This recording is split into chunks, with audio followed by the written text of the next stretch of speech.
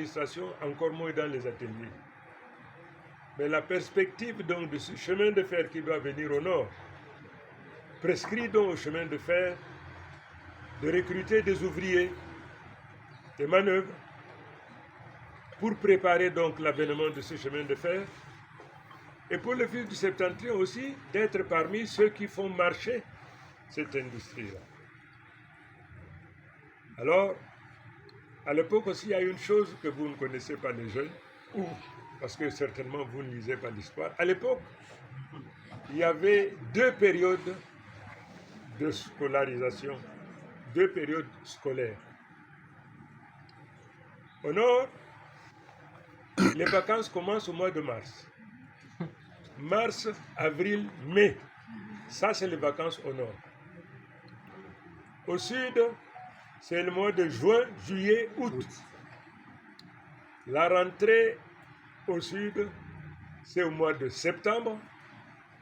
Et ici, c'est au mois de juin. C'était comme ça. C'était comme ça. Et puis, le chemin de fer décide donc qu'il faut qu'il y ait le fils du Septentrion pour aller dans les ateliers, pour être ouvrier, pour être manœuvre,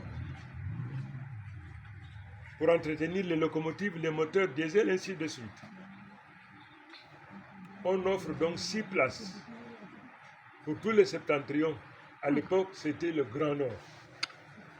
On offre donc 6 places pour recruter 6 jeunes fils du Septentrion pour aller se frotter à la réalité de la technique et du professionnel.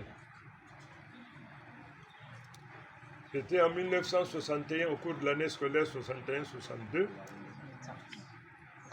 Et on nous offre 6 mois, 6 places. Mais il se trouve qu'à cette période-là, il y avait encore le maquis.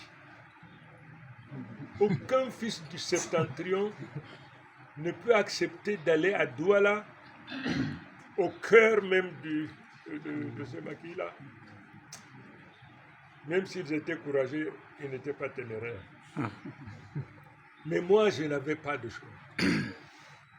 Tous mes camarades, bon, à l'époque, vous savez, ce qui nous caractérisait à l'époque, je ne sais pas si c'est la même chose maintenant, on ne sait pas diminuer l'âge.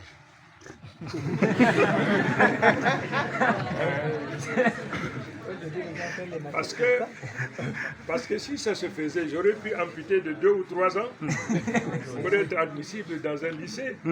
On ne sait pas faire ça.